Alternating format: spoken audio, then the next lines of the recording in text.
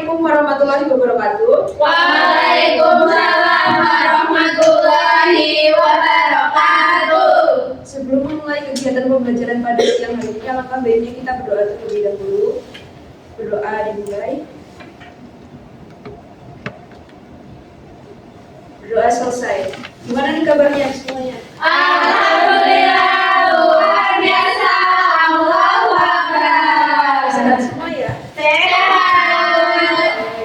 Sebelum lanjut pembahasan materi, silakan bisa lakukan presensi terlebih dahulu dengan scan barcode yang ada di depan. Baik.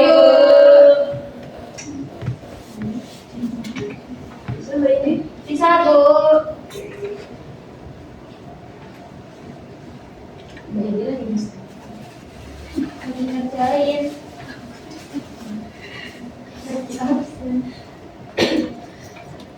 Sudah bisa absen semua? Sudah. Bu, kira-kira ada yang tahu nggak sekarang kita akan mempelajari materi apa? Belum. Ya. Jadi pada kesempatan kali ini kita akan mempelajari materi mengenai permintaan uang. Sebelumnya ada yang tahu nggak kenapa masyarakat itu membutuhkan uang? Untuk membeli kebutuhan juga. Oke, betul sekali. Tapi di sini masyarakat tidak hanya membutuhkan uang untuk memenuhi kebutuhan saja, tetapi juga membutuhkan uang untuk melakukan kegiatan perekonomian seperti melakukan jual beli, lalu untuk kebutuhan yang lainnya juga. Untuk kompetensi awal dari pembelajaran kali ini, peserta didik diharapkan mampu memahami konsep dasar permintaan. Lalu untuk materi pembelajarannya yaitu ada pengertian permintaan uang, pihak-pihak yang melakukan permintaan uang, materi permintaan uang menurut John Maynard Keynes, lalu ada faktor-faktor yang mempengaruhi permintaan uang dan juga ada berupa permintaan uang. Nah sebelum itu silakan bisa dikerjakan. Baik. Ya, Ibu. Ada 5 soal, silakan bisa dikerjakan selesai. Susah nggak sih? Kalau misalkan tadi malam belajar bisa. Dari mana kamu udah belajar? Ya berarti seharusnya dapatnya 100 ya. Oke. Dapat apa, Ibu? Nanti dapat jadi ya. Kalau misalkan di akhir post test juga nilainya 100. Baik, Ibu. Aku akan dengarkan. Sudah bisa dikerjakan? Bisa. Bisa. Sudah dikerjakan semua atau masih dia belum ini? Mbak Jessica belum. Bu, Mbak Jessica belum. Udah. Sudah, Ibu. Sudah, Ibu. Oke, jadi di sini permintaan uang itu merupakan sejumlah uang tertentu yang dibutuhkan oleh masyarakat untuk melakukan transaksi dalam perdagangan atau untuk tujuan tertentu. Contohnya seperti tadi untuk melakukan jual beli dan juga untuk memenuhi kebutuhan konsumsi sehari-hari. Lalu permintaan uang di sini datang dari 4 pihak apa saja? Pihak perseorangan, pihak yang usaha, dan pihak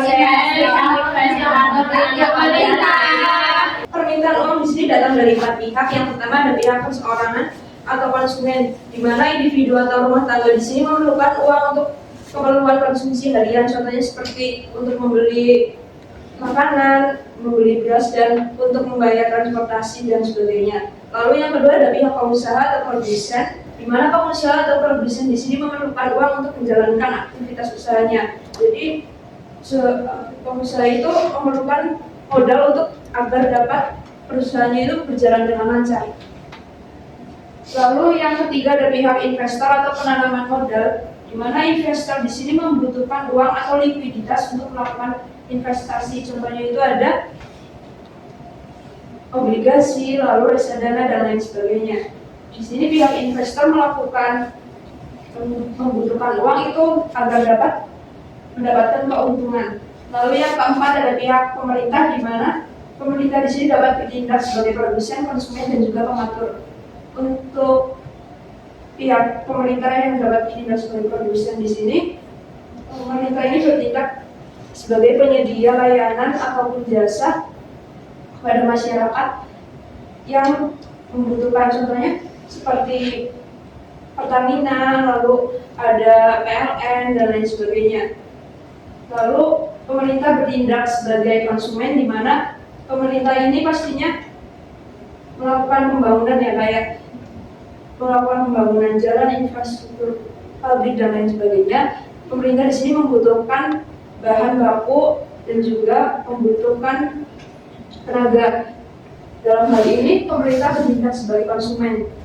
Lalu untuk biayanya itu biasanya dibiayai oleh APBD dan juga APBN. Jadi yang keempat di sini pihak pemerintah sebagai pengatur, di mana pemerintah ini melakukan kebijakan fiskal dan juga kebijakan moneter, di mana pada kebijakan fiskal di sini pemerintah itu melakukan pengaturan kebijakan melalui pajak dan juga belanja negara. Sedangkan pada kebijakan moneter di sini pemerintah mengatur uang yang beredar melalui Bank Indonesia.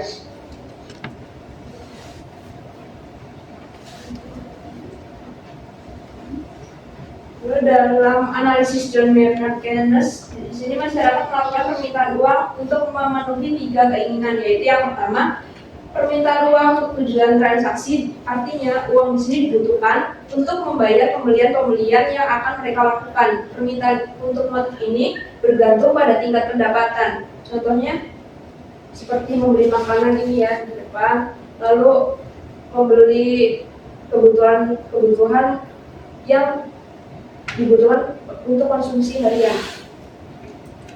Lalu yang kedua, permintaan uang untuk tujuan berjaga-jaga, di mana permintaan ini artinya uang sebagai alat untuk menghadapi kesusahan yang mungkin timbul di masa yang akan datang, karena setiap orang tidak dapat menduga kejadian-kejadian di hari esok. Jadi di sini uang bertujuan untuk berjaga-jaga apabila adanya kebutuhan yang muncul secara tiba-tiba, sehingga sudah ada pegangan uangnya. Lalu yang ketiga, ada permintaan uang untuk tujuan spekulasi, artinya uang digunakan untuk kegiatan spekulasi atau untung-untungan. Contohnya seperti melakukan investasi, di mana para investor ini melakukan investasi apabila bunga itu rendah, sehingga diharapkan bisa mendapatkan keuntungan yang lebih. Lalu selanjutnya mungkin bisa minta tolong dibacakan Mbak Eli. Baik Ibu, faktor-faktor yang mempengaruhi permintaan uang. Yang pertama, adanya keinginan untuk memegang uang atau motif memegang uang, baik motif transaksi, berjaga-jaga maupun spekulasi. Yang kedua, tinggi rendahnya tingkat bunga. Yang ketiga, adanya investasi atau pengembangan usaha sehingga membutuhkan dana atau uang. Yang keempat, tingkat harga yang berlaku di pasar. Dan yang kelima itu ekspektasi, perkiraan atau ramalan masa yang akan datang. Terima kasih Mbak Eli, tepuk tangan dulu. Jadi di sini faktor-faktor yang mempengaruhi permintaan uang itu ada 5, yaitu yang pertama adanya keinginan untuk memegang uang atau motif memegang uang, baik motif transaksi, berjaga-jaga maupun spekulasi, seperti yang tadi sudah dijelaskan. Lalu yang kedua ada tinggi rendahnya tingkat bunga, apabila bunga itu sedang tinggi, maka Gak apa-apa ya, cuma aja.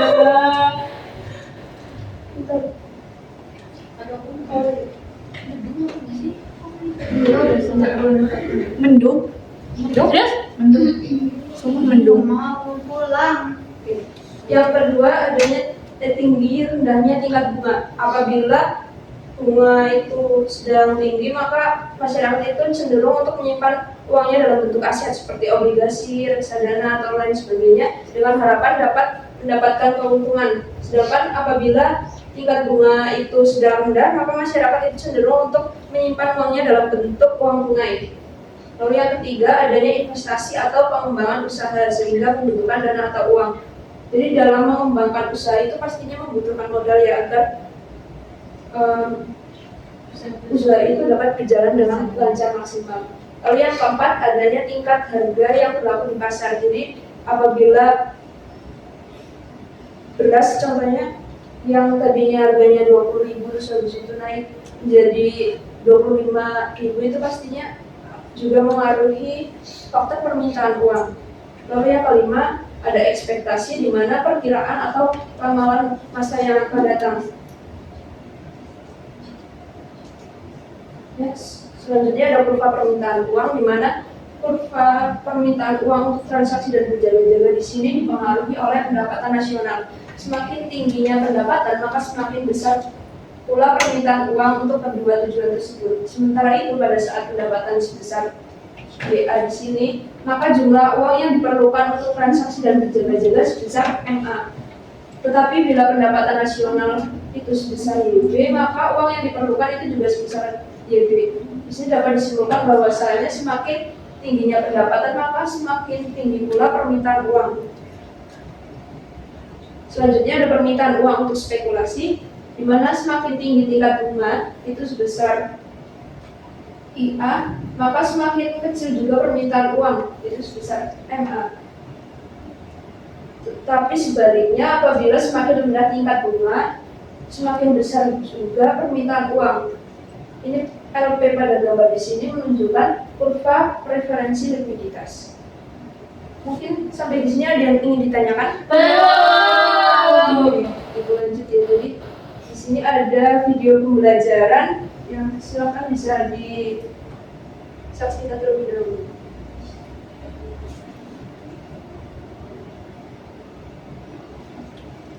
Bank Indonesia resmi menurunkan suku bunga acuan atau BI rate sebesar 25 BPS menjadi 5,75%.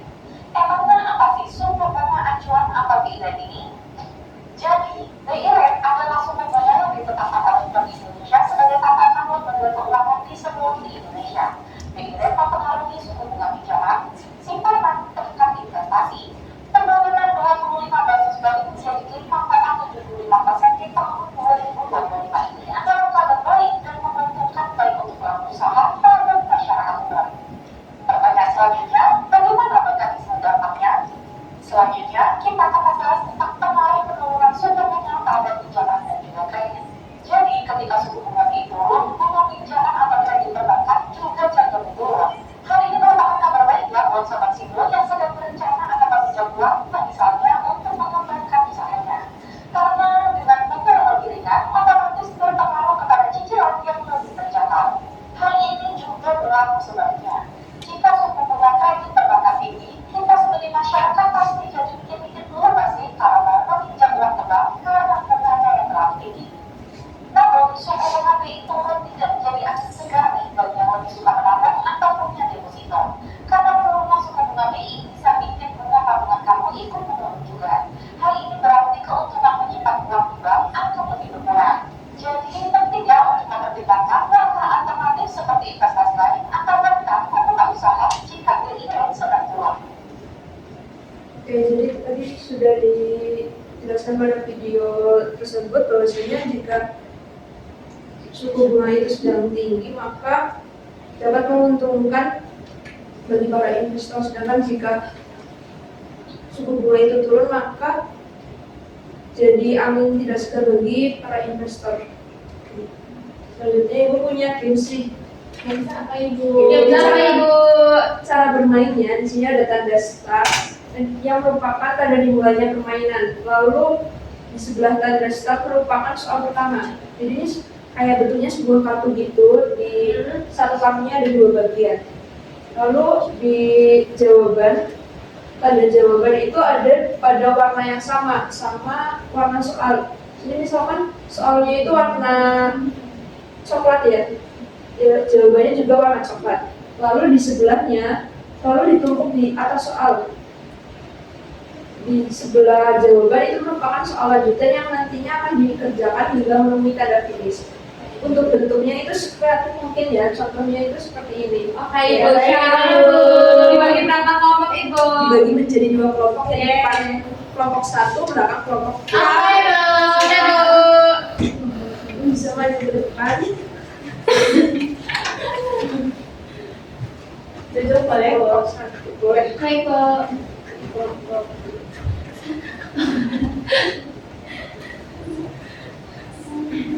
Jangan nyontek ya Mbak ini. Jangan nyontek Pak Indi.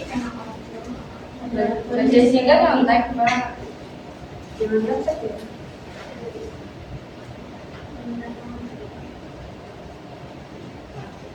Ini ya Bu. Iya Bu.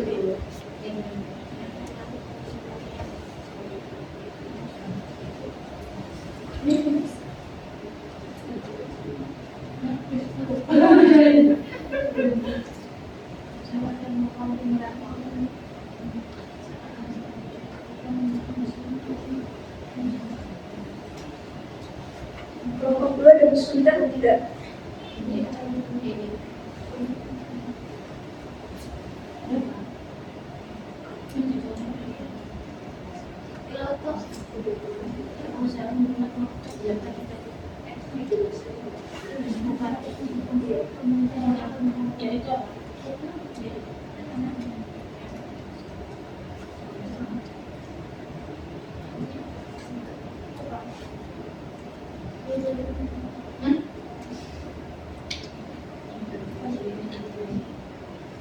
Udah. Udah, Bu. Udah. Tunggu yang kelompok dua masih belum selesai. Kelompok 2 lama kali belajar. Ini nih rapi.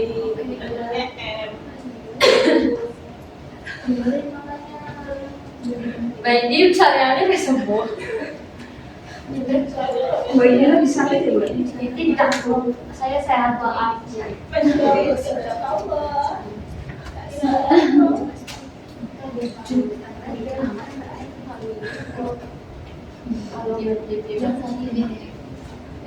Dah Ibu.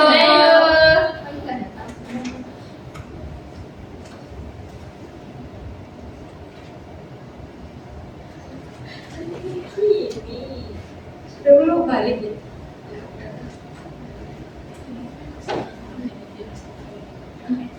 Sudah, Ibu.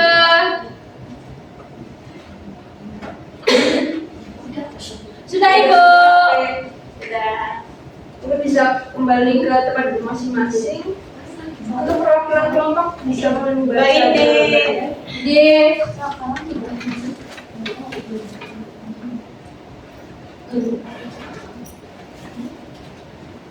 Ya Mbak ini mungkin bisa dibacakan soal pertama dari jawabannya. Permintaan uang adalah sejumlah uang yang dibutuhkan masyarakat untuk melakukan transaksi atau tujuan tertentu.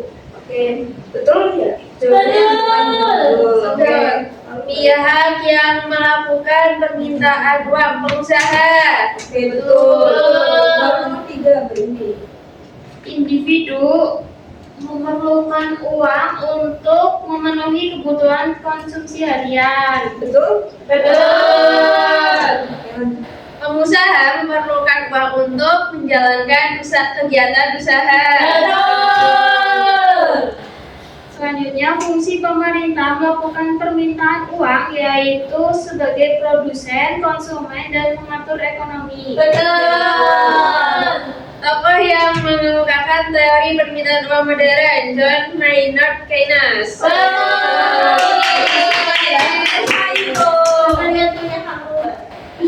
Tapi Rabian, Lebih cepat kelompok satu.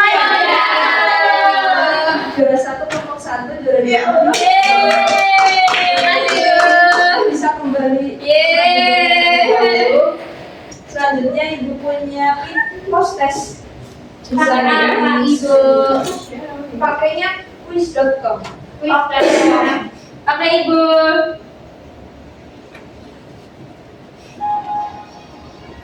Ini dalam buku Bisa di-scan. Di web sedang bulan. Gak bisa dilihat. Permisi Ibu. PIN-nya berapa Ibu? 9 911 kosong 84. 84. Oke Ibu.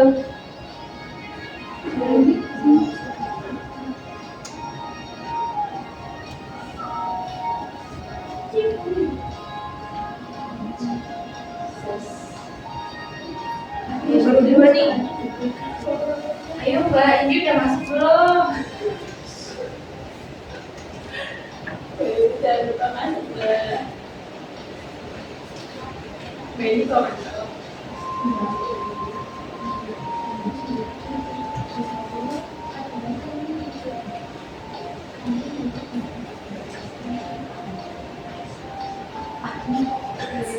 Mungkin pada kendala sinyal ya? Iya ibu, ini sinyalnya udah susah.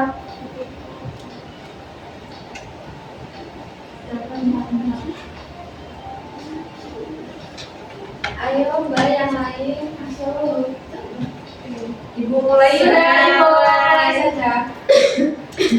5 soalan ya Bu? 5 soal, soalnya sama kayak tadi. Baik. Soal pertama. Baik, dibaca literatur.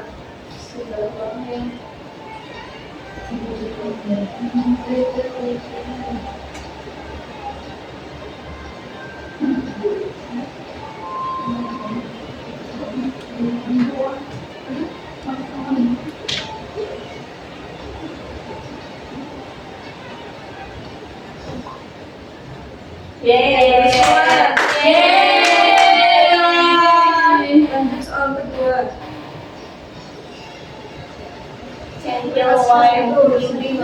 Itu istrinya channel ya Bu? Ya siapa istrinya Chanyeol di sini? Rita kayaknya Bu. Aku nih. Iya, Lanjut soal kedua.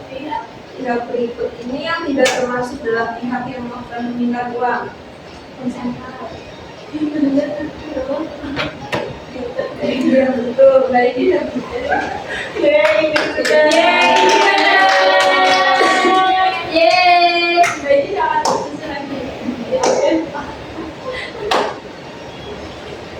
Peringkat pertama, Channel itu gimana channel? ada soal ketiga, rumah tangga atau individu memerlukan uang untuk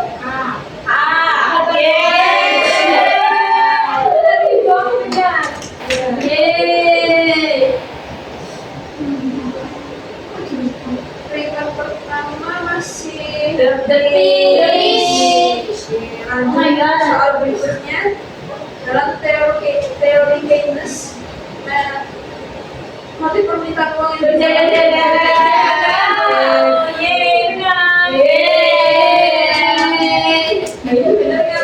Benar.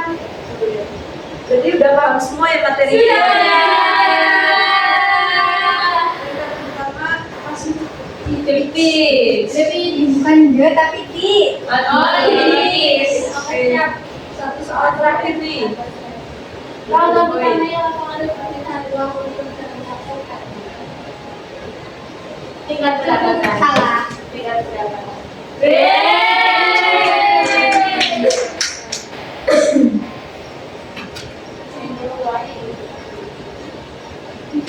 Peringkat satunya Aduh, banget. peringkat satunya Chanyeol. Siapa aslinya Chanyeol siapa? Saya ibu istri saya. Sama tadi perwakilan kelompok 1 sama kelompok 2 silakan maju ke depan. Dapat apa Ibu? Dapat jajan. Saya yang kesusahan. Makasih Bu. Makasih Bu. Terima kasih. Terima kasih Ibu. Terima kasih Bu. Yeay.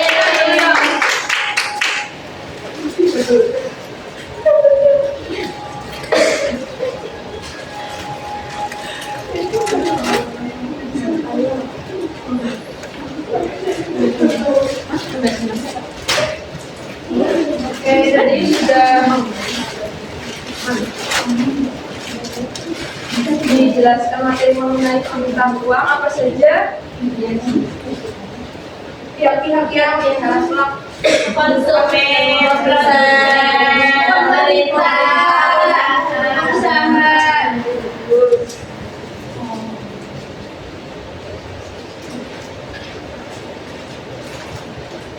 Lalu permintaan uang untuk tujuan transaksi itu contohnya apa saja tadi? Untuk membeli. Untuk membeli. Ya, Ya, Bu. benar. Ya. Minyak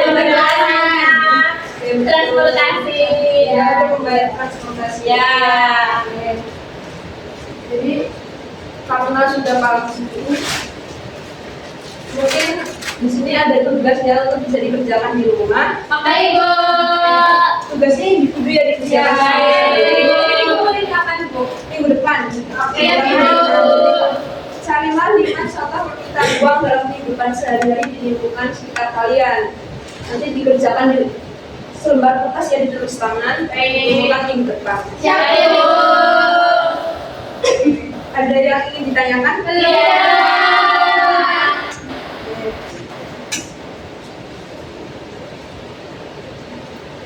Oke, mungkin sekian pembelajaran pada siang hari ini. Kurang lebihnya mohon maaf. Terima kasih atas perhatiannya. Semoga materi yang telah dipelajari kita pada siang hari ini dapat bermanfaat dan dapat berguna bagi kedepannya. Amin. Ya, terima kasih. Wassalamualaikum warahmatullahi wabarakatuh.